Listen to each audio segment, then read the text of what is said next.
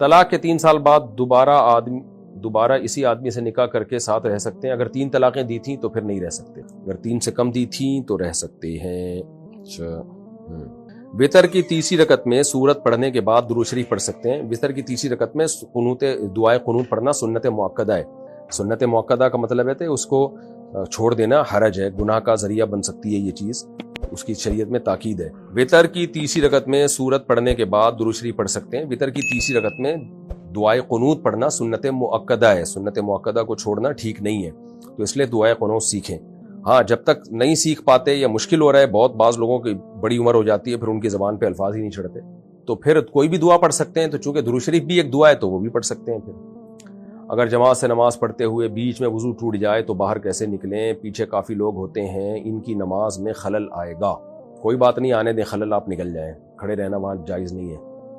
کیا زکوٰۃ ایڈوانس میں دے سکتے ہیں؟ جی ہاں، ایڈوانس میں زکوٰۃ دے سکتے ہیں۔ کچھ دنوں پہلے ہمارے والد صاحب کو سینے میں درد ہوا، ہم سمجھے کہ گیس کا درد ہے، جو کہ ان کو پہلے بھی ہوتا رہتا تھا۔ ہم نے ساری کوششیں کی، پھر ہم ان کو ڈاکٹر کے پاس لے کر جانے لگے تو ان کا انتقال گھر پر ہی ہو گیا، اللہ تعالیٰ مغفرت فرمائے بھائی۔ ڈاکٹر نے کہا کہ ان کے اندر زندگی کی کوئی آثار نہیں ہے۔ اب ہمارے بعض رشتہ دار ہمیں کہتے ہیں کہ تم لوگوں نے اپنے ابو کے ساتھ زیادتی کی اور اگر جلدی لے جاتے تو ابو بچ جاتے، اس کا کفارہ کیا ہوگا؟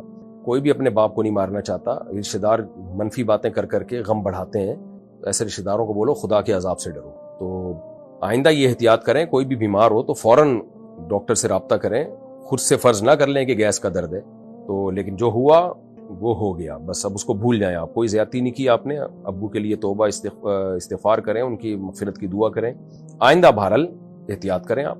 لیکن جو رشتہ دار اس طرح کی باتیں کر رہے ہیں وہ منفیت پھیلا رہے ہیں، لوگوں کا کام ہوتا ہے طنز کرنا، ایک تو باپ کے مرنے کا غم ہوتا ہے، اوپر سے یہ اس طرح کی باتیں لوگ شروع کر دیتے ہیں۔ ایک غیر مسلم لڑکا ہے جو دل سے اسلام کو مانتا ہے اور اللہ کو بھی مانتا ہے، لیکن اس نے جا کر باقاعدہ اسلام قبول نہیں کیا جان کے خوف سے۔ اگر اس نے کسی مسلمان لڑکی سے نکاح کر لیا تو کیا اس کا نکاح ہو جائے گا؟ نہیں ہوگا، اسلام قبول کرنا پڑے گا۔ ہاں، پبلک کے سامنے اسلام اگر قبول نہیں کر رہا ڈر کی وجہ سے تو اکیلے میں کر لے، لیکن یہ الفاظ اس کو زبان سے کہنے پڑیں گے کہ اللہ میں نے اپنا ہندو مذہب چھوڑ دیا اور میں اب اسلام میں داخل ہو چکا ہوں۔ صرف یہ مان لینا کہ واقعی اللہ کے نبی سچے نبی ہیں اور دل میں یقین ہو جانا کہ اسلام سچا مذہب ہے، یہ یقین ہونا کافی نہیں ہے۔ اقرار باللسان، زبان سے اقرار اور دل سے تصدیق، یہ بھی ضروری ہے، ایمان کے ارکان میں سے ہے۔ فرعون کو بھی تو دل سے یقین تھا کہ موسیٰ علیہ السلام اللہ کے سچے نبی ہیں۔ قرآن کہتا ہے وَجَحَدُوا بِهَا وَاسْتَيْقَنَتْهَا أَنفُسُهُمْ، فرعون نے زبان سے انکار کیا لیکن دل میں فرعون کو یقین تھا کہ موسیٰ علیہ السلام اللہ کے سچے نبی ہیں۔ تو ہاں، پبلک کے سامنے اقرار کرنے میں اگر جان کا خوف ہے کہ گھر والوں کے سامنے میرا راز فاش ہو جائے گا، جان سے مار دیں گے، تو اکیلے میں اقرار کر لے، یعنی کلمہ شہادت زبان سے کہنا پڑے گا اس کو کہ اے اللہ میں گواہی دیتا ہوں کہ تیرے سوا کوئی عبادت کے لائق نہیں، محمد صلی اللہ علیہ وسلم اللہ کے رسول ہیں، اور یہ کہے کہ میں اسلام میں داخل ہوتا ہوں۔ تو اگر یہ الفاظ کہے تھے، بے شک چھپ کے کہے ہوں، اللہ سے کہے ہوں، تو پھر وہ اسلام میں داخل ہو گیا اور اس کا نکاح درست ہے۔ مفتی صاحب میں جب بھی اللہ کو یاد کرتا ہوں شیطان کوئی نہ کوئی رکاوٹ ڈال دیتا ہے، نماز پڑھنا بھی مشکل ہو جاتی ہے، نماز پڑھنا شروع کرتا ہوں تو کسی نہ کسی انسان کا چہرہ آتا رہتا ہے، جب اللہ کو یاد کرتا ہوں تب بھی کسی انسان کا چہرہ آ جاتا ہے۔ براہ مہربانی اس کا حل بتائیں۔ اس کا حل یہی ہے کہ آنے دیں چہرہ، اس چہرے کو ہٹانے کی کوشش نہ کریں۔ آپ کو ذمہ اللہ نے جو شریعت نے جو کام لگایا آپ اس کام کو فوکس کریں، نماز پڑھیں، روزہ رکھیں، زکوٰۃ دیں، جو چہرے آتے رہیں آنے دیں، اس سے کوئی ٹینشن لینے کا نہیں ہے۔ محمد تسلیم اختر انڈیا سے، شریعت میں بیوی کو کس بات پر مارنے کی اجازت ہے اور کہاں پر اور کتنا؟ اس پر میں تفصیلی بیان کر چکا ہوں کہ کن صورتوں میں شریعت نے بیوی پر ہاتھ اٹھانے کی اجازت دی ہے۔ کیونکہ یہ بہت پیچیدہ ٹاپک ہے، اس پہ میں نے ادھوری بات کی تو لوگ اس کا ناجائز فائدہ اٹھانا شروع کر دیتے ہیں، بیویوں پہ ظلم کرنا شروع کر دیتے ہیں۔ اسلام میں بیوی پہ ہاتھ اٹھانے کو اچھا عمل نہیں سمجھا گیا ہے۔ نبی صلی اللہ علیہ وسلم نے پوری زندگی کبھی اپنی کسی زوجہ پہ ہاتھ نہیں اٹھایا، حالانکہ آپ کی 9 بیویاں تھیں ایک وقت میں، پھر بھی کبھی ہاتھ نہیں اٹھایا۔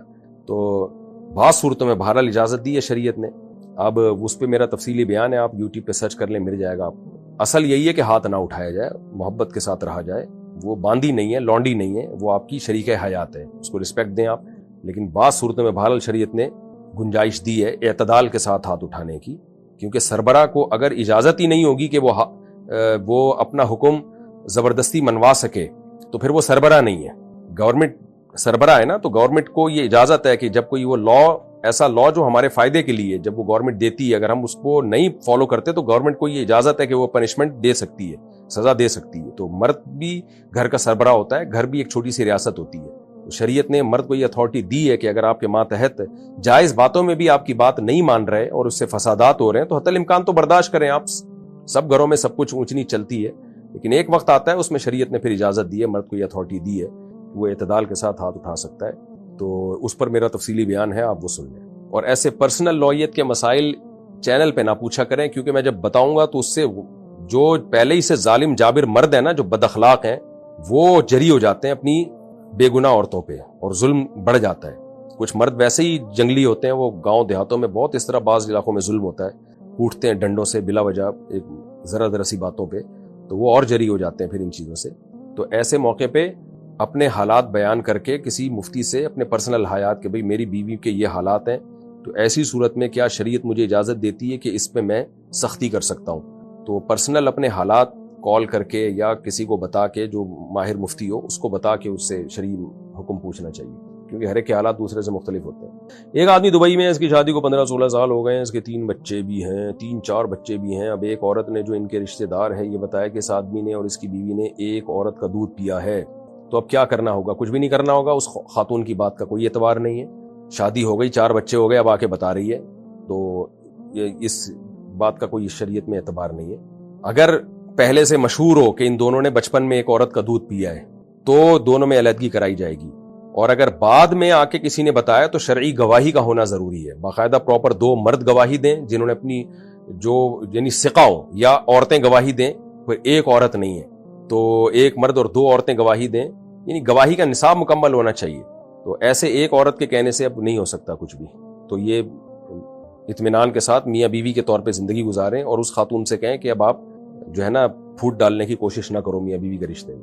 بالفرض اگر آپ کو علم ہے کہ پیا بھی ہے تو آپ سے اس بارے میں اب سوال نہیں ہوگا. شریعت نے ہمیں ایک عورت کی گواہی پہ فیصلہ کرنے کے حکام دیے نہیں ہیں، تو ہم شریعت کے مکلف ہیں. اگر آپ کو یقین بھی ہے نا کہ پیا ہے تو بس اللہ کی نظر میں یہ میاں بیوی ہی ہیں، بہن بھائی نہیں ہیں. قاری صاحب کا بچوں کو مارنا جائز ہے یا نہیں؟ جائز نہیں ہے، اس زمانے میں بالکل ناجائز ہے. ہاتھ لگانا بھی جائز نہیں ہے. اس میں تفصیلی کلپ ریکارڈ کروا چکا ہوں، وہ میں نے کسی کے ذمہ لگا دیا کہ وہ چلا بھی دیں. اس زمانے میں بالکل اجازت نہیں. جعفر اقبال ہنگو سے پیسے جمع کر کے کرکٹ ٹورنامنٹ کرنا کیسا ہے؟ جائز ہے، لیکن جوا جائز نہیں ہے. ہوتا یہ کہ پیسے جمع کر کے کھیلتے ہیں تو جو ٹیم جیت جاتی ہے سارے اس کو دے دیتے ہیں، تو یہ جوا ہے. اور دلہن کا نام ہے کیا لکھا ہوا بھائی؟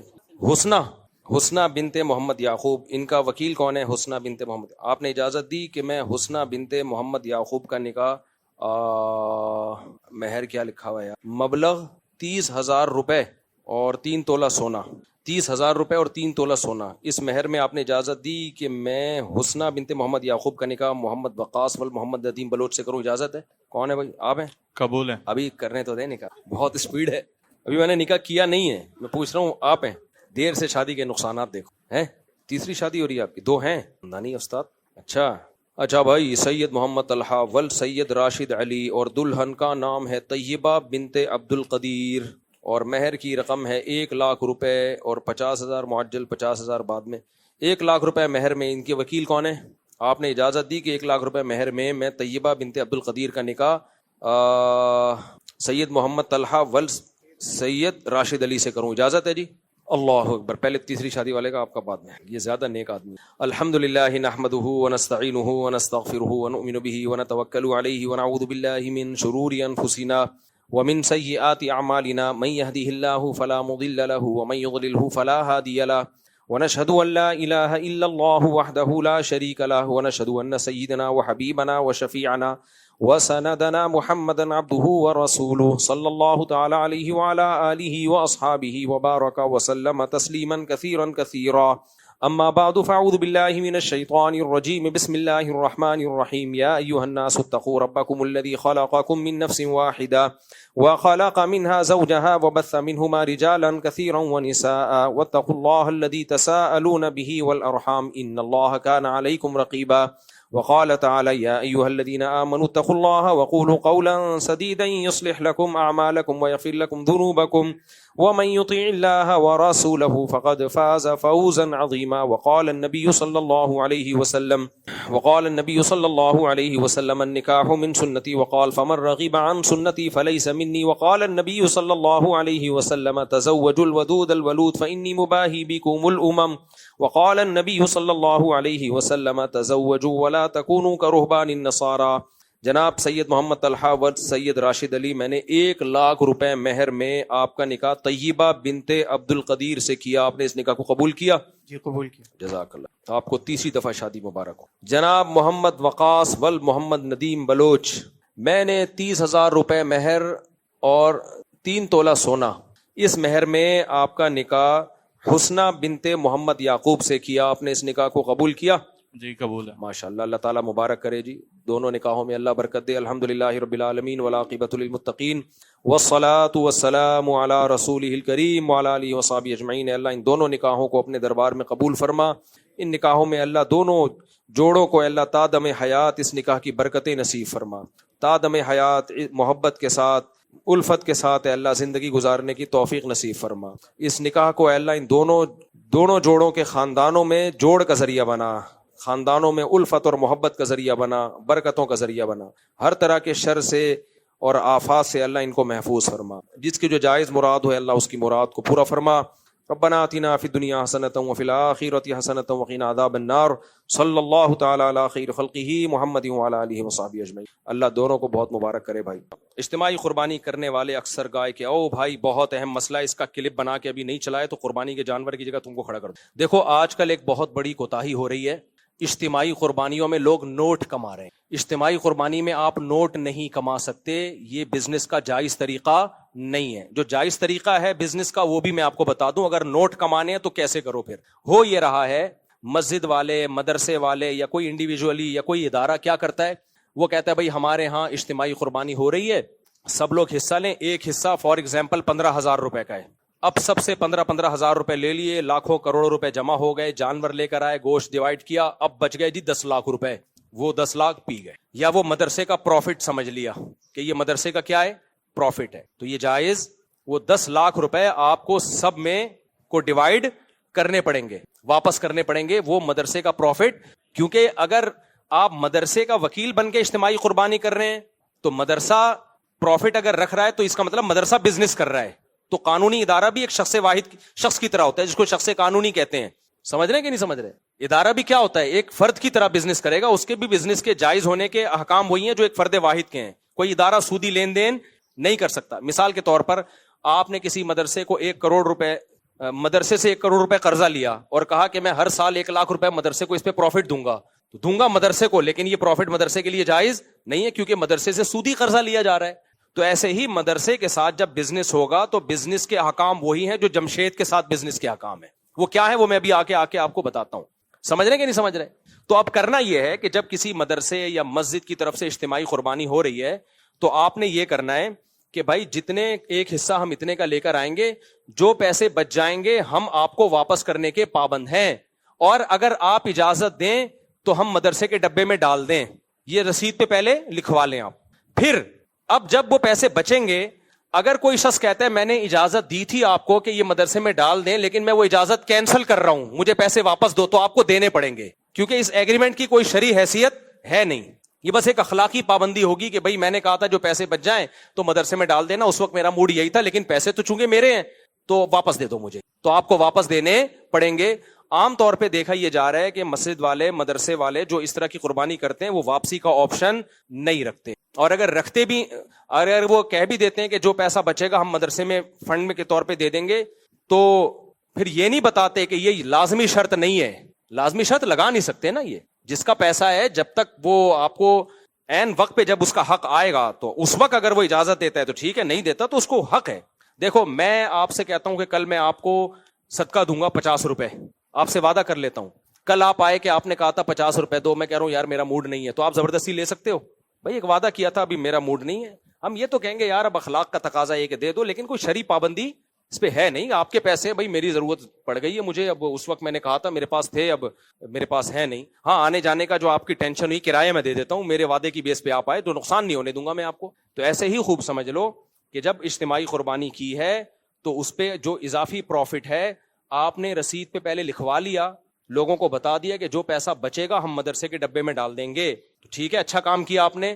لیکن جب یہ پیسہ بچے گا تو لوگوں میں سے ہر ایک کو یہ حق حاصل ہے کہ وہ یہ پیسہ واپس لے لے. وہ کہیں ہم نے کہا تھا کہ آپ مدرسے میں دے دیے گا, لیکن اب ہمارا ارادہ بدل گیا, پیسے ہمارے ہیں تو آپ ہمیں واپس کر دیں. یہ لازمی شرط نہیں ہے. تو رسید میں اب اجتماعی قربانی میں آپ نے کیا لکھوانا ہے؟ بھائی ایک حصہ اتنے کا ہے, جو پیسے بچیں گے وہ کسی انڈیویجول کسی فرد کے ہرگز نہیں ہوں گے, وہ تو ویسے ہی حرام ہے, ناجائز ہے. بلکہ جو پیسے بچیں گے ہم مدرسے کو دیں گے, لیکن اگر آپ واپس لینا چاہیں تو آپ کے پاس یہ رائٹ ہے, آپ فلاں تاریخ کو ہمارا پورا حساب ہوگا, عید کے تیسرے یا چوتھے دن آ کے وہ رقم لے جائیں, تو رسید پہ آپ کو اس طرح سے چھپوانا پڑے گا, تب یہ کام حلال ہوگا, ادروائز یہ جائز نہیں ہے. سمجھ میں آ رہی ہے بات؟ اب آپ اگر اس کو پروفٹ کے طور پہ رکھنا چاہتے ہو کہ میں اجتماعی قربانی کروں اور نوٹ بھی چھاپوں, تو پھر آپ نے کیا کرنا ہے؟ پھر آپ نے یہ کرنا ہے. اچھا یہ ناجائز کیوں ہے؟ یہ جو پہلا طریقے میں بزنس ناجائز کیوں ہے؟ ناجائز اس لیے ہے کہ آپ جب اجتماعی قربانی کرتے ہو تو آپ لوگوں کے نمائندے ہوتے ہو, ان کے لیے جانور خریدنے کے لیے. وکیل موکل سے کمیشن تو لے سکتا ہے بتا کے. دیکھو وکیل کی دو قسمیں ہوتی ہیں, اب یہ تھوڑا پیچیدہ مسئلہ ہو جائے گا نا, عوام کو سمجھانا تھوڑا سا. وکیل کیا کر سکتا ہے؟ آپ نے مجھے کہا مفتی صاحب میرے لیے گائے خریدو, میں گائے خریدی آپ کے لیے, راستے میں پہنا دی کسی کو میں نے مہنگے داموں کر کے, کیا میں پروفٹ رکھ سکتا ہوں؟ وہ نہیں رکھ سکتا. بھائی آپ نے تو دوسرے کے رزق پہ خریدی ہے, اگر یہ گائے مر جاتی تو آپ کس سے پیسے لیتے؟ اس سے لیتے, یار تمہاری گائے تھی مجھ کو چھین کے بھاگ گیا, میں تو تمہارے لیے لینے گیا تھا. تو اس پہ کوئی پروفٹ نہیں رکھ سکتے آپ. جو ایکسپینسز آئے ہیں وہ لے سکتے ہو, جو جتنا خرچہ آیا ہے. پروفٹ اگر آپ نے لینا ہے تو پھر شریعت کا اصول کیا ہے؟ شریعت کا اصول یہ ہے کہ آپ جب تک کوئی چیز خرید کے اپنی ملکیت اور اپنے قبضے میں نہیں لے لیتے, اس وقت تک اس کو بیچ کے اس پہ پروفٹ نہیں کما سکتے آپ. سمجھ رہے ہو کہ نہیں سمجھ رہے؟ میں نے بھی اجتماعی قربانی کا بزنس کیا ہے, لیکن بزنس بتا کے, اور اس طریقے سے جیسے میں ابھی آپ کو بتا رہا ہوں اس طرح سے آپ کریں, کوئی ہمیں اعتراض نہیں. آپ کیا کہیں گے؟ بھائی یہ مدرسہ بزنس کر رہا ہے, یہ مسجد کا بزنس ہے, یہ غفار بھائی کا ذاتی بزنس ہے. وہ بزنس مسجد کا بھی ہو سکتا ہے, مسجد کے لیے یعنی مدرسے کے لیے بھی ہو سکتا ہے, اور کوئی انڈیویجول کوئی فرد بھی بزنس کر سکتا ہے. اس کا طریقہ یہ ہوگا کہ آپ نے یہ نہیں کہنا کہ ہمارے یہاں اجتماعی قربانی ہو رہی ہے, اتنے کا حصہ پڑ رہا ہے. آپ نے جانور خریدنا ہے, فیس بک پہ اس کی تصویر ڈالنی ہے, یوٹیوب پہ تصویر ڈالنی ہے, بھائی یہ جانور ہے, ایک حصہ ہم 15,000 کا فار ایگزامپل بیچ رہے ہیں, اس جانور کا مالک کون ہے؟ آپ ہو. اس دوران یہ جانور مر گیا, نقصان کس کا ہے؟ آپ کا. یہ میرا جانور ہے, میں چاہوں جانور بیچ دوں جتنے کا, چاہوں تو حصہ بیچ دوں جتنے کا. تو یہ میرا جانور ہے, میں نے کتنے کا خریدا یہ آپ کا ہیڈک نہیں ہے. جو لوگ خریدنا چاہتے ہیں 15,000 کا ایک حصہ ہے, خرید لیں. سمجھ رہے ہو کہ نہیں سمجھ رہے؟ تو وہ 15,000 کا جب خریدیں گے, دو دوسرے نے بھی 15,15, تو یہ 7 حصے آپ نے دوسروں کو بیچ دیے, گویا آپ کی پوری گائے بک گئی. اس پہ جو پروفٹ ہوا وہ کس کا ہے؟ بولو, آپ کا. اب اگر گائے ہلاک ہوتی ہے بکنے کے بعد تو نقصان ان کا ہے, اس سے پہلے ہلاک ہوتی ہے تو نقصان کس کا ہے؟ آپ کا. اس کنڈیشن میں لانا پڑے گا اس بزنس کو, یعنی آپ نے خریدنا ہے, خریدنے کے بعد اپنے قبضے میں لینا ہے. اب تک وہ گائے کس کی ہے؟ آپ کی ہے. اس کا سارا نقصان کا رسک کون لے رہا ہے؟ آپ لے رہے. اب آپ پہنانا شروع کر دو. پہناتا ہی ہے, بیچتا کون ہے؟ سمجھ میں آ رہی ہے بات کہ نہیں آ رہی؟ اور آسان طریقہ بتاتا ہوں. آپ کہو گے بھائی ہم 100 گائے اٹھا کے لے آئے, کوئی خرید ہی نہیں رہا, تو ہم کیا کریں گے؟ بکنگ پہلے شروع کر دو. بے شک بکنگ کا طریقہ کیا ہے؟ آپ بولو بھائی میرا ارادہ ہے قربانی کا, اور میں جو حصہ لینا چاہے تو میرے پاس حصہ بک کرا دے, اور میں نے ریٹ رکھے فار ایگزامپل 15,000 روپے. تو جو لوگ اس میں دلچسپی لیتے ہیں پیسے دے دیں ایڈوانس میں, لیکن یہ صرف بکنگ ہوگی, یہ ڈن نہیں ہے ابھی سودا. جب میں جانور لاؤں گا, آپ کو جانور دکھاؤں گا, اس کے بعد آپ اگر خریدنے میں دلچسپی رکھتے ہو تو سودا ڈن کر دینا, نہیں رکھتے ہو تو 15,000 واپس لے لینا. سمجھ میں آ رہی ہے بات کہ نہیں آ رہی؟ جیسے ہم میڈیکل والے کو بولتے ہیں بھائی ایڈوانس میں پیسے رکھ لے, یہ دوا منگوا دے, وہ دوا منگوا دیتا ہے, ہم جا کے اس سے خرید لیتے ہیں, ہماری مرضی نہیں خریدیں تو وہ دوا کسی اور کو پہنائے گا. پھر وہ جب تک آپ کی ملکیت میں وہ گائے نہیں آ جاتی, بکرا نہیں آ جاتا, آپ آگے کسی کو بیچ نہیں سکتے. بکنگ کر سکتے ہیں, بکنگ اس سینس میں بھائی جو دلچسپی رکھتے ہیں وہ حصہ بک کر لیں اپنا, 15 پورے دے دیں یا 1,000 روپے دے دیں, جس سے ہم سمجھیں کہ یہ واقعی انٹرسٹڈ ہیں اس میں, تو وہ دے دیں گے. تو یہ سودا نہیں ہوگا, یہ امانت ہے. ان لوگوں کی رقمیں آپ کے پاس کیا ہیں؟ امانت ہیں. آپ کے پاس امانت کے طور پہ رکھی ہوئی ہے. آپ نے اپنے پیسوں سے جا کے یا انہی پیسوں سے جا کے, آپ نے وہ پیسے تو کوئی بھی لگیں تو اس میں کوئی فرق نہیں ہے, لیکن ان کو آپ نے واپس کرنے پڑیں گے. وہ آپ نے جا کے جانور خریدا, پھر ہر جانور آپ کو دکھا کے, کیونکہ دیکھے بغیر اگلا خرید بھی نہیں سکتا شریعت میں, قبضے میں لے لیا, آپ اس کو بولیں بھائی یہ جانور ہے, یہ گائے ہے, یہ فیس بک پہ تصویر یا واٹس ایپ پہ تصویر بھیج دی, بھائی یہ میرے پاس کھڑا ہوا ہے جانور, اب آپ بتاؤ خریدنے میں دلچسپی رکھتے ہو؟ وہ کہے نہیں بھائی یہ پتلی گائے ہے, موٹی گائے ہے, مجھے نہیں چاہیے, یا مجھے کوئی اور سے حصہ مل گیا ہے, تو اب آپ کو وہ واپس کرنا پڑے گا کیونکہ سودا ڈن ہوا نہیں تھا. اب اگر آپ کہتے ہو یہ تو میرا نقصان ہے, میں اب یہ گائے کس کو پہناؤں, تو کوئی بات نہیں, کاروبار میں فائدہ بھی ہوتا ہے اور بولو نقصان بھی. میں نے یہ کام 8-10 سال کیا ہے, لیکن بتا کے کیا ہے کہ بزنس کر رہا ہوں, فی سبیل اللہ نہیں کر رہا. اس میں لڑکوں کو کہا ہوا تھا کہ کوئی بھی جانور جب آتا ہے لوگوں کو آپ نے دکھانا ہے, دکھانے کے بعد ان کو پورا رائٹ دینا ہے, لوگوں سے کہنا ہے یہ آپ کی گائے ہے, اس میں ایک حصہ 15,000 کا آپ نے پیسے ایڈوانس دے دیے, لیکن یہ حصہ 15,000 کا ہے, ہم بیچ رہے ہیں, لینا ہے لو, اگر نہیں لینا تو پورے 15 ہم آپ کو واپس کرنے کے لیے تیار ہے, اور لینے کے بعد یہ حصہ آپ کا ہوگا. کیا مطلب؟ گائے اگر مر گئی تو ایک حصہ ہے تو 7واں حصے کا نقصان آپ کا ہوگا, ہمارا نہیں ہوگا, کیونکہ بکنے کے بعد اب اس کا رسک کون اٹھائے گا؟ آپ اٹھاؤ گے, جو خریدے گا وہ اب اس کے نفع نقصان کا ضامن ہے. سمجھ رہے کہ نہیں سمجھ رہے؟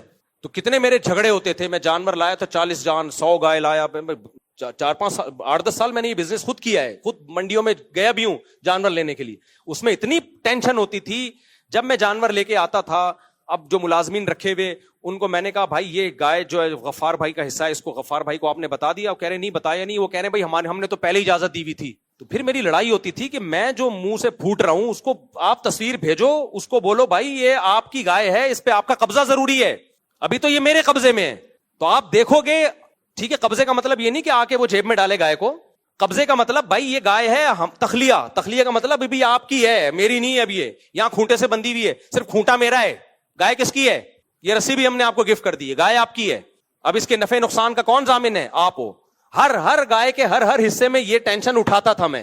تو لڑکے بیزار ہو جاتے تھے, یار ان کو دلچسپی نہیں. میں نے کہا بھائی کسی کو دلچسپی ہو یا نہ ہو, شرعی طور پر اس کو حلال کرنے کے لیے یہ ضروری ہے کہ آپ اس کو گائے دکھائیں, اس کے بعد بولیں. وہ نہیں دیکھ رہا, اس کا کوئی نمائندہ دیکھے, اور نمائندے آپ خود نہیں ہو سکتے کہ میں آپ ہی کا نمائندہ بن کے قبضہ کر رہا ہوں. جو بیچنے والا ہے وہ خریدار کا نمائندہ نہیں بن سکتا. بھائی آپ کسی اور کو نمائندہ بنا لو, وہ آپ کی طرف سے گائے دیکھ لے اور ڈن کر دے. آپ امریکہ میں ہو, آپ نہیں آ سکتے.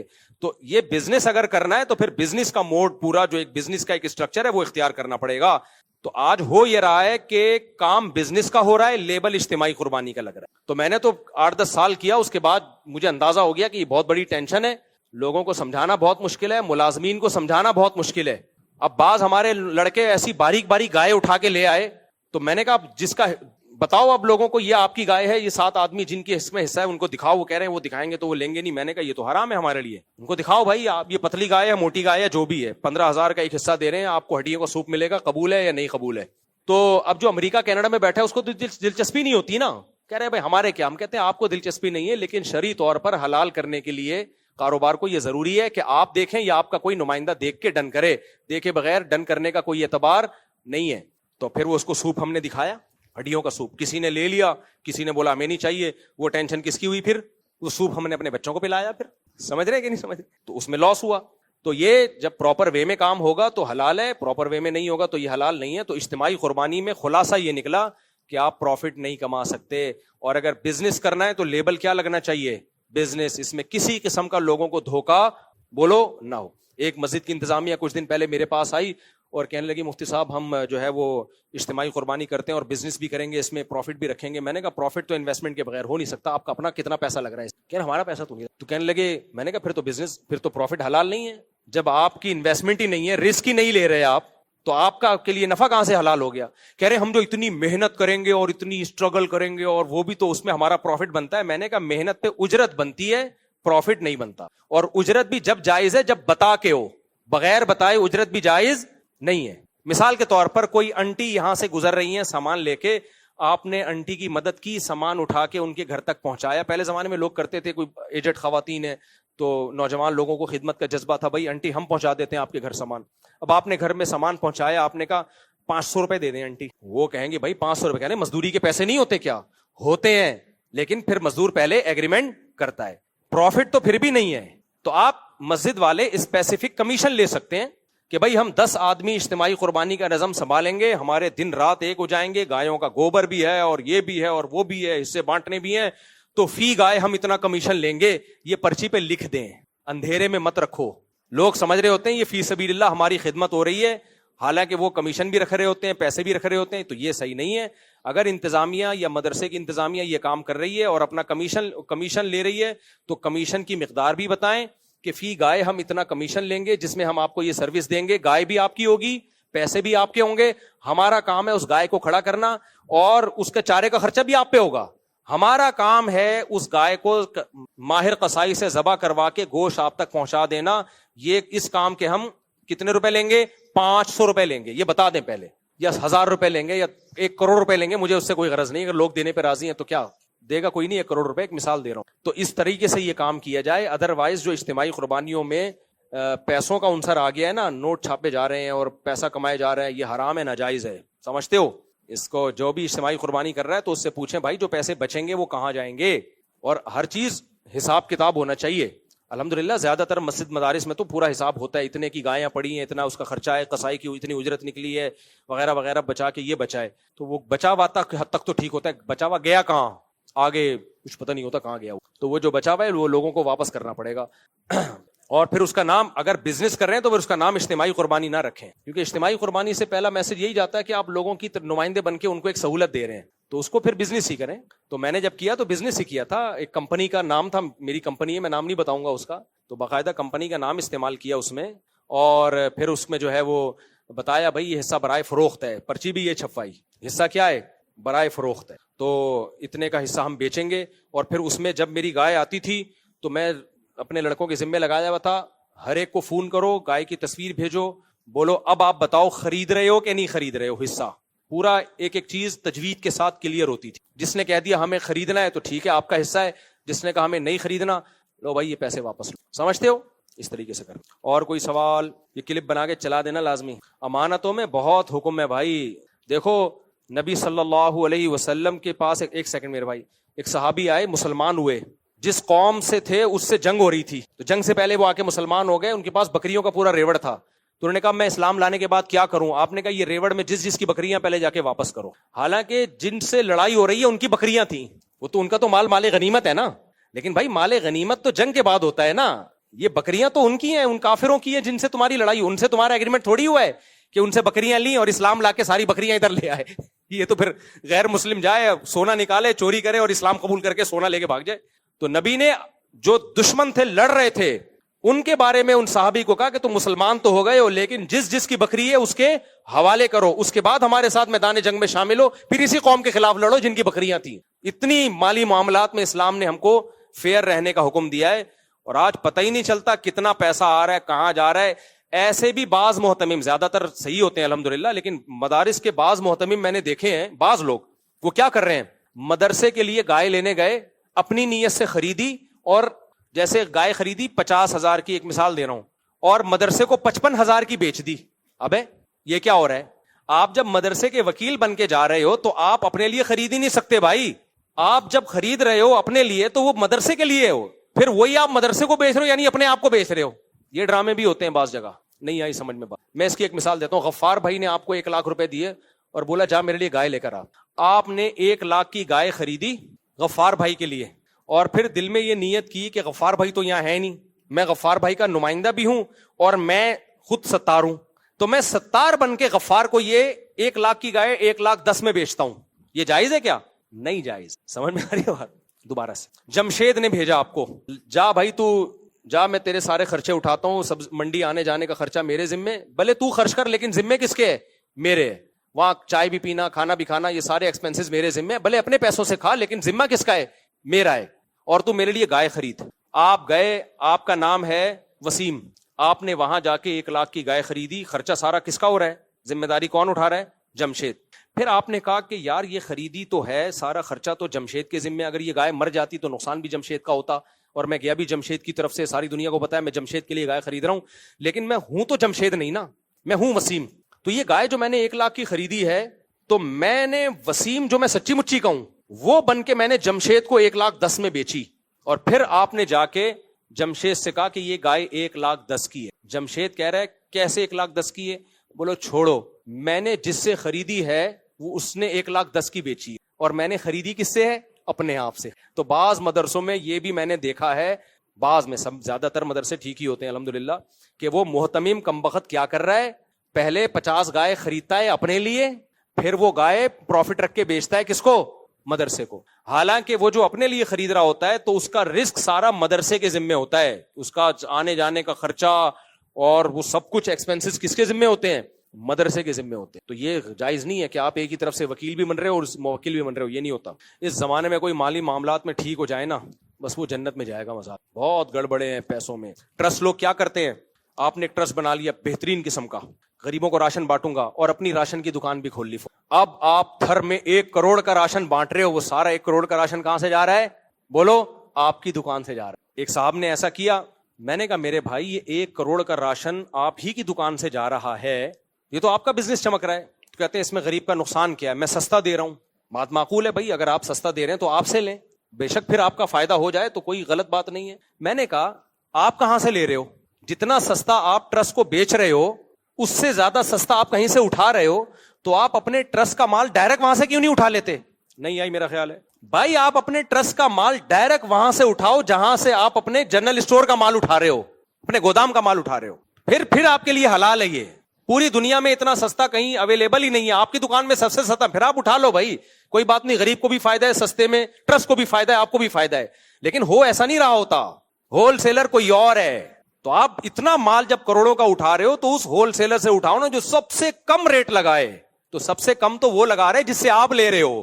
کہتے ہیں اس تک ہماری رسائی نہیں ہے, تو تم نے مال وہاں سے کیسے اٹھا لیا اگر تمہاری رسائی نہیں ہے اس تک؟ یہ 2 نمبریاں ٹرسٹوں میں ہو رہی ہیں. نہیں آئی میرا خیال ہے بات. بالکل ایسی جیسے اسکول کا یونیفارم خریدو تو کہاں سے ملے گا؟ اسکول سے ہی ملے گا. ایسا یونیفارم ہے آج تک کوئی ٹیلر مارکیٹ میں ایسا پیدا ہوا ہی نہیں ہے کہ وہ یونیفارم کسی کا باپ بھی بنا سکے. یہ سب غلط طریقے ہیں پیسہ کمانے کے, یہ دھندے چل رہے ہیں. اللہ بچائے یار, انسان کا بچہ بننا, خدا کی قسم ہمارے حضرت فرماتے تھے سب کچھ ملے گا مارکیٹ میں, انسان نہیں ملے گا. انسان کا ملنا بہت مشکل ہے. اور یہ حضرت نے پتہ ہے کب کہا تھا؟ جب حضرت چاہتے تھے اپنا نائب کسی کو بناؤں. میرے شیخ مفتی رشید احمد صاحب پہ بہت ان پہ اشکالات ہو سکتے ہیں, ان کی رائے سے اختلاف ہو سکتے, ان کے تقوی پر آج تک کسی نے انگلی نہیں اٹھائی. بہت پرہیزگار تھے, بہت پرہیزگار تھے. جنہوں نے ان کے ساتھ وقت گزارا ان کو پتا ہے کیسے اللہ والے تھے. وہ کہتے تھے میں کس کو اپنا نائب بناؤں کہ میرے بعد میری گدی وہ سنبھالے. 8-10 سال انہوں نے کوشش کی. فرمایا ایسا میں نے آزمایا نا, لیکن انسان نظر نہیں آتا, جو ان کا ایک معیار تھا. پھر بنایا حضرت مفتی عبد الرحیم صاحب کو. مفتی عبد الرحیم جو میرے شیخ ہیں, تبھی میں کہتا ہوں مفتی عبد الرحیم صاحب پہ جب اعتراضات کیا کرو نا, تو جو دور ہے وہ تو اعتراض کرے گا ان کے, کوئی بوٹ پالیشیا کہے گا, کوئی سرکاری ملا کہے گا, کوئی کیا کہے گا, کوئی کیا کہے گا. میں نے بھائی 30 سال گزارے ہیں ان کے ساتھ, میں آپ کے ان باتوں سے متاثر نہیں ہوں. پاکستان میں جو بھی مخلص ہوگا, جذبات سے ہٹ کر بات کرے گا, گراؤنڈ ریئلٹی کو سامنے رکھ کے بات کرے گا, لوگ اس کو ایجنٹ ہی کہیں گے. اور جو جذباتی باتیں کرے گا, الٹی باتیں کرے گا, لوگ اس کو مانیں گے یہ ہے کیا مخلص, یہ مخلص ہے. اور پھر ظلم یہ کہ لوگوں نے مفتی تقی صاحب اور مفتی عبد الرحیم صاحب کو 2 الگ الگ پارٹیاں بنا کے پیش کیا ہے, یہ بھی ظلم ہے. حضرت مفتی تقی صاحب سے آج بھی حضرت مفتی عبد الرحیم صاحب کی ملاقاتیں ہو. کسی کی رائے کا اختلاف کسی چیز میں اگر ہو جائے تو یہ تھوڑی کہ 2 الگ ٹریک ہیں. لوگ تصویریں بنا رہے ہوتے ہیں, بتاؤ تم ان کا ساتھ دو گے, ان کا ساتھ. بھائی دونوں ہمارے بزرگ ہیں, دونوں ہمارے بڑے ہیں. کسی چیز میں اگر رائے کا اختلاف ہو جائے کہ ہم یہ سمجھتے ہیں کہ ایک الگ وفاق ہونا چاہیے, وہ سمجھتے ہیں نہیں ہونا چاہیے, تو یہ اختلافات تو ہمیشہ سے رہے ہیں امت میں. پاکستان بننے میں نہیں علماء دیوبند کا اختلاف تھا. حسین احمد مدنی کہتے تھے نہیں بننا چاہیے, مولانا اشرف علی تھانوی کہتے تھے بنانا فرض ہے. تو کیا 2 الگ الگ راہیں تھیں؟ بھائی رائے کا اختلاف تھا, لیکن دونوں کیا ہیں, ہمارے بڑے ہیں. تو رائے کا اختلاف ایک الگ چیز ہوتی ہے کسی کی پالیسیوں پہ, لیکن یہ کہہ دینا کہ یہ فلاں کے ایجنٹ ہیں, یہ سرکاری پٹھو ہیں, یہ فوج کے وہ ہیں, یہ بہت غلط بات ہے. یہ آپ متاثر ہو گئے ان نعروں سے, ہم نہیں ہوتے متاثر. مفتی رشید احمد صاحب کہتے ہیں میں نے اتنا کسی کو آزمایا نہیں ہے جتنا مفتی عبد الرحیم کو میں نے آزمایا ہے. چیک کیا ہے کہ ان میں دنیا کی محبت, شہرت کی محبت تو نہیں ہے. اس آزمانے کے بعد صرف خلافت نہیں دی, نیابت دی ہے کہ میرے بعد میری گدی کون سنبھالے گا. اور مفتی عبد الرحیم صاحب نہ مفتی رشید احمد صاحب کے بیٹے ہیں, نہ پوتے ہیں, نہ داماد ہیں, کچھ بھی نہیں ہے. میرٹ کی بیس پر, سمجھ رہے ہو, قوم بھی الگ الگ ہے. مفتی عبد الرحیم صاحب اردو اسپیکنگ ہے, یعنی انڈیا کے اردو میں شمار ہوتا ہے, اور مفتی رشید احمد صاحب پنجابی تھے. قوم بھی الگ, زبان بھی الگ. خالص میرٹ کی بیس پر مفتی عبد الرحیم صاحب کا سلیکشن کیا انہوں نے. تو کہاں سے کہاں بات چلے گی, ہم کیا کہہ رہے تھے. تو انسان کا تلاش کرنا بہت مشکل, معاملات میں کلیئر ہو اور ہر چیز میں کلیئر ہو. تو ایسے لوگ مارکیٹ میں کیا چل رہے ہیں, شارٹ چل رہے ہیں. تو اللہ ہمیں ان 60 لوگوں میں شامل کر لے. کیا ہول سیل سے جو چیز چل رہی ہو, تو ٹرسٹ میں یہ گڑبڑے ہو رہی ہیں آج کل. تھر میں خوراک بانٹی جا رہی ہے اور اپنے جنرل اسٹور سے بانٹی جا رہی ہے. کروڑپتی بن گئے تھوڑے دنوں میں. جیسے وہ تھا نا پرانے وزیر اعظم, پرانے سے پرانے, اسٹیل مل جو وہ ہوا نا کہ یہاں روڈ بنیں گے اور پلوں میں اتنی لوہا لگے گا, اتنی اسٹیل لگے گی, تو ملک کے لیے بڑا اچھا کام ہو رہا ہے, لیکن وہ اسٹیل جا کس کی فیکٹریوں سے رہا ہے؟ آپ کی فیکٹری. وہ اوپن مارکیٹ سے نہیں ہے, وہ آپ کی دکان سے ہی. یہ ایسے ہی ہے جیسے میں غریبوں کو روزہ افطار کرواؤں اور بولوں شربت کس کی دکان سے جائے گا؟ میری دکان سے. تو افطار کرانے میں تو فری میں نہیں پڑا, وہ اس افطار کی وجہ سے جو ہم نے کما لیا وہ اور اس کی جو پبلسٹی ہو گئی وہ الگ ہے. مارکیٹ میں کیا چل رہا ہے؟ تو آپ بزنس کرو 100 دفعہ کرو, لیکن اس پہ اجتماعی قربانی کا لیبل نہ لگاؤ. جیسے میں نے جب بزنس کیا تھا نا قربانی کا, تو میں نے بتا کے بزنس ہے بھائی, یہ بزنس, اس میں اتنے کا حصہ آپ کو کتنے کا بھی پڑا, ہم اتنے کا بیچیں گے, جو پروفٹ ہوگا ہمارا ہے. اچھا بھائی جلدی جلدی بات مکمل کر لوں. اگر کسی سے سونے کی چیز صدقے کا ارادہ کر لیا اور وہ چیز صدقہ کرے تو صدقے کا ارادہ کرنے سے صدقہ واجب نہیں ہوتا میرے بھائی, جب تک جیسے وہ پہلے بھی ارادہ کر لیا نا کہ جو بچیں گے مدرسے میں ڈال دینا, تو اس ارادے یا وعدے سے واجب نہیں ہوتا, بعد میں دوبارہ سے پوچھنا پڑے گا. شادی کا ارادہ کرنے سے شادی تھوڑی ہو جاتی ہے, جب تک شادی کریں گے نہیں تو صدقہ جب تک پریکٹیکلی کریں گے نہیں اس وقت تک نہیں ہوگا. مفتی صاحب آپ سے گزارش ہے کہ آپ ہمارے ریسٹورینٹ میں تشریف لائیں. ہمارے ریسٹورینٹ کا نام رنگی ٹاؤن فلانا فلانا. شجاع الدین شیخ صاحب تشریف لائیں گے. یار میں اکثر ہوٹلوں کی اوپننگ نہیں کرتا, دکانوں کی اوپننگ نہیں کرتا, کیونکہ میں کمرشلائز یوز نہیں ہوتا, میں اپنے نام کا منجن نہیں بیچتا. ہاں کوئی بہت ہی قریبی دوست ہو, بہت ہی کلوز ہو, تو پھر میں جا کے ربن شبن کاٹ دیتا. جیسے وہ انڈیا کے دوست ہیں ہمارے, بہت قریبی دوست ہیں, جدہ میں عمرہ کرنے گیا تو انہوں نے کہا ہماری دکان کے, وہ بہت بعض لوگ ہوتے ہیں لنگوٹی یار ہوتے ہیں, تو چلو یار, لیکن نارملی میں یہ کام کرتا نہیں ہوں. تو اب آپ کون ہیں مجھے نہیں پتا, اگر میرے پرانے لنگوٹی یار نکلے آپ تو میں چلا جاؤں گا آپ کے ہوٹل کا افتتاح کر لوں گا. اگر میں ورنہ کیونکہ میں نے اگر آپ کا افتتاح کیا تو پھر لوگ بہت لائن لگائے کھڑے, تو مجھے تو صرف یہ فائدہ ہوتا ہے ایک ٹائم کی بریانی فری پھوکٹ کی ہو جاتی ہے, تو بہت لائن کس کو منع کروں گا, تو منع کرنا بہت مشکل ہوتا ہے. اچھا میرے بھائی یہ پکڑ لیں, یہاں جو بندہ بیٹھا ہوتا ہے بہت ہوشیار ہوتا ہے, آپ کی پریشانی کوئی رشتہ تو نہیں آیا. سوال یہ کہ جو لوگ علماء و طلباء سے بغض اور رد کرتے ہیں ان کی عبادات ان کو اللہ تعالیٰ سب بچا سکی.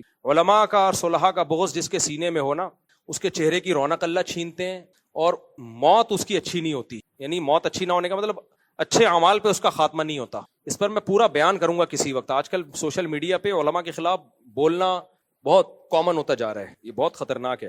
اہل حدیث عالم کا درس حدیث و درس قرآن اور سیرت کا درس سننا کیسا ہے؟ درس میں اگر وہ فروعی اختلافی باتیں نہیں کرتے, پازیٹیو باتیں کرتے ہیں, تو کسی کا بھی درس سنا جا سکتا ہے, اہل حدیث علماء کا بھی سنا جا سکتا ہے. اور اگر وہ درس کے دوران بھی بیچ میں رفع الدین, امام حنیفہ اور ٹانگے چوڑی اور یہی مسئلہ ہے, تو پھر نہ سنیں, کیونکہ یہ بیماری ایک دفعہ لگتی ہے فروعی اختلافی مسائل میں پڑھنے کی, موت تک نہیں چھوٹتی, پھر سوائے اسٹریس اور ڈپریشن کے کچھ بھی حاصل نہیں ہوتا. تو اہل حدیث میں دونوں طرح کے ہیں, پازیٹیو باتیں کرنے والے بھی ہیں, نیگیٹو بھی. دیوبندیوں میں بھی ایسے ہی ہے, بعض دیوبندیوں سے بھی میں منع کرتا ہوں ان کو مت سنو, آپ سنو گے آپ کا دماغ بس اختلافی اور فضول پڈوں میں ہی لگا رہے گا. حضرت مفتی تقی صاحب کو سنو, خدا کی قسم مزہ نہ آئے پیسے واپس, ان کے اصلاحی بیان سنا کرو, اتنے ایسا پیارے بیان ہوتے ہیں, منہ سے لگتا ہے پھول جھڑ رہے ہیں. یہ ان چیزوں کی قوم کو ضرورت ہے. حکیم اختر صاحب کے سنا کرو, مفتی رشید احمد صاحب ہمارے, ان کے بیانات سنو, لیکن وہ تھوڑے سے ڈوز ہائی ہوتی ہے, وہ ایک لیول پہ آ کے انسان کو ہضم ہوتے ہیں. بالکل نیا آدمی جو دین پہ آ رہا ہو اس کے حساب سے وہ پاورفل انجیکشن ہوتا ہے. تو فیروز میمن صاحب کو سنا کرو, ان کے آڈیو بیانات پڑے ہوئے ہیں, ان لوگوں کو سنو آپ. اسی طرح اہل حدیث میں بھی اگر کوئی ایسا عالم ہے جو پازیٹیو بات کر رہا ہے, لوگوں کو گناہ چھوڑنے کی ترغیب دے رہے ہیں, تو ضرور سنو. ان کا مجھے نہیں پتا زیادہ. صحیح ٹھیک. مفتی نامی جان 10 سال پہلے ختم ہو گئی, 10 سال پہلے ہوئی تھی, اور 10 سال پہلے ہی ختم ہو گئی, تو شروع کب ہوئی تھی؟ 8 مہینے. بس یہ آخری سوال ہے بھائی, تھک گیا ہوں میں. وہاں سے کوئی سوال پوچھ رہا تھا, پوچھیں, کہ میں نے بٹھایا ہو کافی دیر. 1 منٹ بیٹا, ان کو جلدی جلدی, اسپیڈ. وہ کلیئر کر دیا نا میں نے, اجتماعی قربانی. ہاں اگر اجتماعی قربانی میں بزنس نہیں ہے, پروفٹ نہیں ہے, پھر ٹھیک ہے. بزنس کے اندر پھر ٹھیک ہے, نمبر لگا کے وہ قرآندازی کر لیں, لیکن وہ حرف آخر نہیں ہوگی. پھر لوگوں کو بتائیں یہ بکرا یا یہ گائے ہم آپ کو بیچ رہے ہیں, قبول ہے یا نہیں ہے قبول, تو وہ وہی پروسیس سے گزرنا پڑے گا اگر بزنس ہے تو. بچہ کیا پوچھ رہا ہے, کہتے ہیں کیا بریلوی امام کے پیچھے نماز پڑھ سکتے ہیں بچے؟ تو سے ابھی سے اتنا چھوٹا سا بچہ ہے اور تو دیوبندی بریلوی میں پھنس گیا. ابے نہیں ہے, کلیئر کرنا چاہتا. بات دیوبندی بریلوی اہل حدیث کی نہیں ہے. اگر کسی کا عقیدہ شرکیہ ہے, وہ نبی صلی اللہ علیہ وسلم کو ہر جگہ حاضر ناظر سمجھتا ہے, مختار کل سمجھتا ہے, وہ سمجھتا ہے آپ کے پاس ہر چیز کا علم ہے, یعنی عالم الغیب ہیں آپ صلی اللہ علیہ وسلم بغیر کسی تعویل کے, تو چاہے وہ دیوبندی ہو, چاہے وہ اہل حدیث ہو, چاہے وہ بریلوی ہو, اس کے پیچھے نماز نہیں ہو. اور اگر شرکیہ عقیدہ نہیں ہے تو پھر چاہے دیوبندی ہو, بریلوی ہو, اہل حدیث ہو, سب کی نماز ایک دوسرے کے پیچھے ہو جاتی. اب یہ فیصلہ آپ نے خود کرنا ہے کہ یہ شرکیہ ہے یا نہیں ہے. بریلویوں میں ہر طرح کے لوگ ہیں, معتدل بھی ہیں اور غالی بھی ہیں, جیسے دیوبندیوں میں بھی ہیں, اہل حدیث میں بھی ہیں, ہر قوم میں ہر طرح کے لوگ ہیں. تو ہونا یہ چاہیے کہ تینوں طبقے میں جو معتدل لوگ ہیں ان کو اپریشیٹ کرنا چاہیے. بھائی پھر آپ خود فیصلہ کرو, یہ مسجد کا امام متشدد ہے معتدل ہے, میں نے تو ایک اصول اور ضابطہ بیان کر دیا, ٹھیک ہے نا, بس وہ جو بول رہے ہیں تو پھر آپ کو میں نے اصول بتا دیا, اس اصول پہ آپ بیٹا فیصلہ کرو. ٹھیک ہے جی, وعلیکم السلام, کیڑی کمپنی, اس پہ میں خاموش ہوں, بالکل میں اس پہ کمنٹ نہیں کرتا, کیونکہ کاروبار کے ناجائز ہونے کا ابھی تک کسی نے فتویٰ نہیں دی. بائیکاٹ کوئی غیرت اور حمیت کا تقاضا ہے, لیکن اس کا یہ مطلب کسی نے بھی نہیں کہا کہ کوئی پیپسی پیے گا تو حرام چیز پی رہا ہے. وہ غیرت اور حمیت کی بیس پہ بائیکاٹ ایک الگ چیز ہے, حلال و حرام ہونا وہ بالکل ایک الگ چیز. تو حلال و حرام کے لیے تو دلیل ہونی چاہیے. تو ایسا نہیں ہے کہ پیپسی کمپنی میں کوئی جاب کر رہا ہے, یہ پیپسی ڈیلیور کر رہا ہے, اس کو آمدن حرام ہو جائے گی. تو بائیکاٹ کرنا بالکل ایک ڈفرینٹ چیز ہے. پھر بائیکاٹ کس چیز کا کریں, کس چیز کا نہیں کریں, یہ بھی ایک بڑا لمبا چوڑا ٹاپک ہے. تو جب تک میرے سامنے اس پوری ڈیٹیل نہیں ہوگی میں اس بارے میں خاموشی. البتہ جو اجتماعی ٹاسک ہوتے ہیں نا قوم کے, اس میں خام خواہ میں 1.5 اینٹ کی الگ مسجد نہیں قائم کرنی چاہیے. پوری قوم اگر ایک چیز کا بائیکاٹ کر رہی ہے تو خام خواہ میں 1.5 اینٹ کی الگ مسجد قائم مت کرو بھائی, تم بھی اس بائیکاٹ میں شریک ہو جاؤ. باقی فتویٰ اگر لینا چاہتے ہیں تو فتویٰ میں نہیں دوں گا, اس میں بہت سارے سوالات ہیں, کیونکہ پھر آئی فون بھی انہی کا ہے, گاڑیاں بھی انہی کی ہیں, ایک برگر میں اتنا نہیں ہوتا جتنا آپ ان کی لینڈ کروزر خرید کے لے آتے ہو. پھر آگے پھر فتوے میں تو بڑے پیچیدیاں ہیں بھائی, فتویٰ ہم نہیں دیتے کسی کے بارے میں. اخلاقی طور پر کوئی بائیکاٹ کر رہے ہے, اس کی غیرت اور حمیت کا تقاضا ہے, قوم ایک کام کر رہی ہے تو آپ 1.5 اینٹ کی الگ مسجد قائم مت کر, اتنی بات ہے. جی پوچھ لیں پہلے. ہاں تو وہ دیکھنے نہ آئے کیونکہ آپ ان کے وکیل ہیں, آپ بیچ تھوڑی رہے ہیں.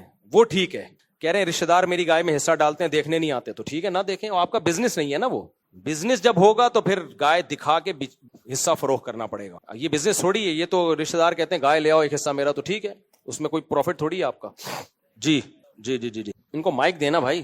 کافی ساری آپ نے سوال میں دہرا دیتا ہوں, ایتھیس کی کلپ سننا شروع کی انہوں نے دیکھنے کے لیے کہ ان کے کیا نظریات ہیں. جی ایک دو ان کے سوالات ایسے تھوڑا کنفیوز ہو گئے. ایک تو وہ کہتے ہیں کہ آپ کہتے ہیں اللہ پاک کی ذات, تو دنیا میں ظلم اتنی زیادتیاں, اگر اللہ پاک کو روکتا کیوں نہیں ہے؟ کیونکہ آپ کہتے ہیں کہ اللہ پاک جو ہے, میں سوال سمجھ گیا. اگلا 70 ماؤں سے زیادہ پیار کرتا ہے, تو وہ ایک انسان کو زیادتی ہوتے ہوئے کیوں نہیں روکتا؟ اور دوسرا یہ کہ اللہ پاک نور ہے, چیز بناتا ہے, تو اس کا لاجیکل کوئی جواب. بھائی نے 2 سوال کیے ہیں, کہہ رہے ہیں میں نے ایتھیس کو سننا شروع کیا, تو 2 سوال. نمبر 1 اللہ اگر موجود ہے, دوسرے سوال کا پہلے جواب دے دیتا ہوں کہ وہ نور ہے, تو نور کام کیسے کرتا ہے؟ اللہ کو ہم جو نور کہتے ہیں تو وہ نور سے یہ نور مراد نہیں ہوتا. ظاہر ہے وہ مادہ نہیں ہے, کائنات سے الگ ایک ذات ہے, ایک طاقت ہے جس نے اس کائنات کو بنایا, تو ہماری عقل سے ماورا ہے وہ, تو وہ اسباب کا محتاج نہیں ہے کچھ کرنے میں. اس نے ہمیں اسباب میں جوڑ دیا, فزکس کے قوانین میں اس کائنات کو جوڑ دیا اس نے, وہ تھوڑی کسی قانون کا پابند ہے. تو اس پر اللہ کو انسانوں پر قیاس کرنا کہ انسان کو بولنے کے لیے زبان چاہیے, چلنے کے لیے پاؤں چاہیے, کام کرنے کے لیے ہاتھ چاہیے, تو اگر ہم یہ کہیں کہ اللہ تعالیٰ کوئی جسم ہے اور اللہ کو بھی یہ سب کرنے کے لیے اعضاء چاہیے, تو پھر اللہ تھوڑی, وہ تو مخلوق ہو گیا نا.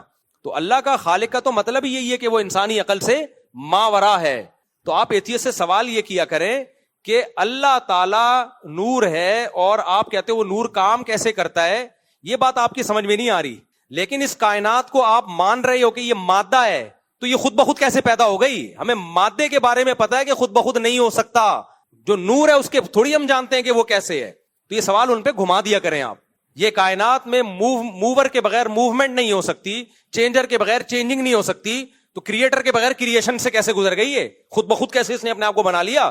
ام خلقوا من غیر شیء ام هم الخالقون. اللہ کہتے ہیں خود سے بنے ہو, تم نے خود اپنے آپ کو بنا لیا ہے.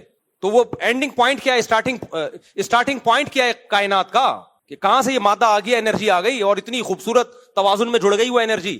یہ جو میں نے حضرت مفتی تقی صاحب کا واقعہ سنایا نا کہ پھول کو ہاتھ لگانے سے وہ زہر پھیلتا ہے, اسی میں واقعے میں یہ ہے کہ اسی کے ساتھ ایک ایسا پودا اس کی جڑ میں اگتا ہے کہ اگر کوئی پھول کو ہاتھ لگا لے اور زہر جائے گا تو اس پودے کو ہاتھ لگانے سے وہ زہر ختم ہو جائے گا. یہ مینجمنٹ ہے اس کائنات میں. اور وہ حدیث میں آتا ہے نا, ہر بیماری کی اللہ نے دوا بھی پیدا کی ہے. یہ خاندانی مینجمنٹ مینیجر کے بغیر نہیں ہوتی. دوسرا جو آپ کا سوال تھا وہ کیا تھا سوال؟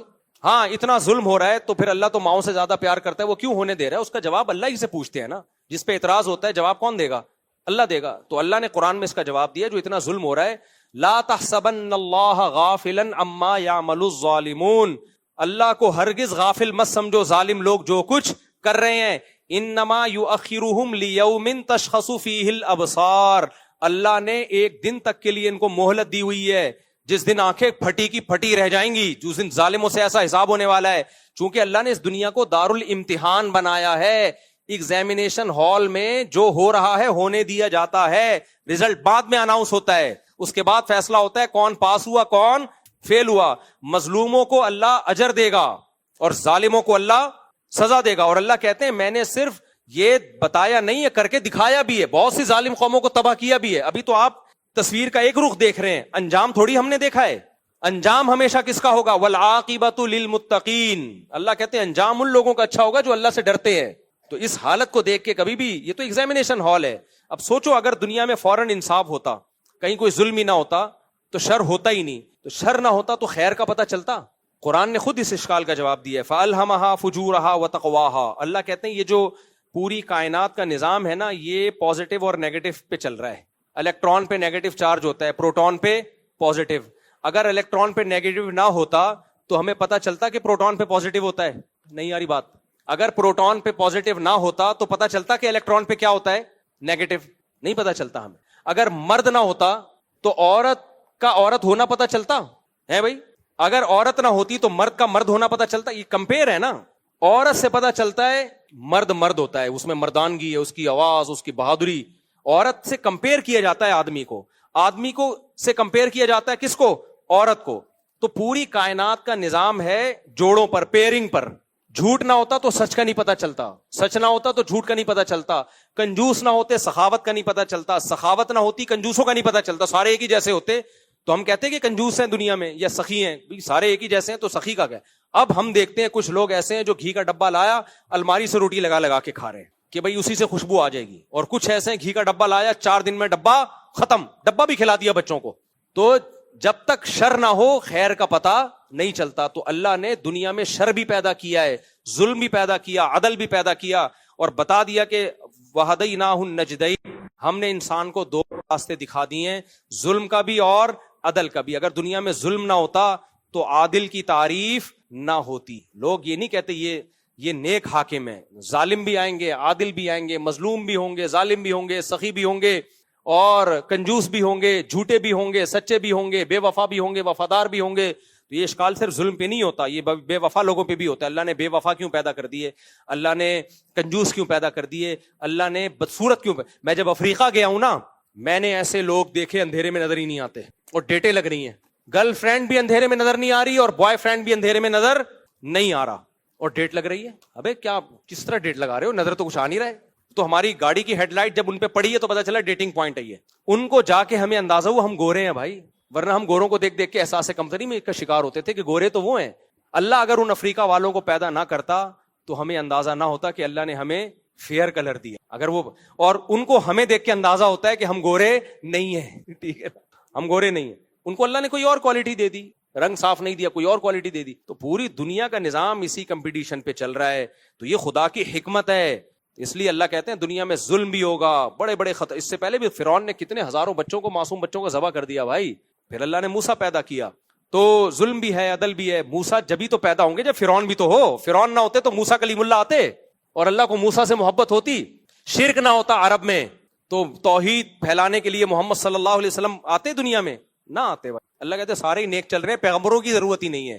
تو جہاں برے لوگ ہیں وہاں پیغمبر بھی ہیں, جہاں ظلم ہے وہاں عدل بھی ہے. تو یہ تو خدا کے ہونے کی دلیل ہے. اس کائنات کو اس نے حکمت سے چلایا ہے. سارے ایک جیسے ہوتے ہیں, کوئی پروگرام نہ زندگی میں رنگینیاں ہوتی, نہ غریب ہوتا ہے تو مالدار بھی ہوتا ہے, مالدار کو دیکھ کے غریب صبر کرتا ہے, مالدار شکر کرتا ہے. تو یہ سارا سیٹ اپ ایک ہی ساتھ چلے گا. قیامت کے دن جا کے یہ تقسیم بالکل ڈیفرنٹ ہو جائے گی. چلیں بھائی کافی ہو گیا. اللہ عمل کی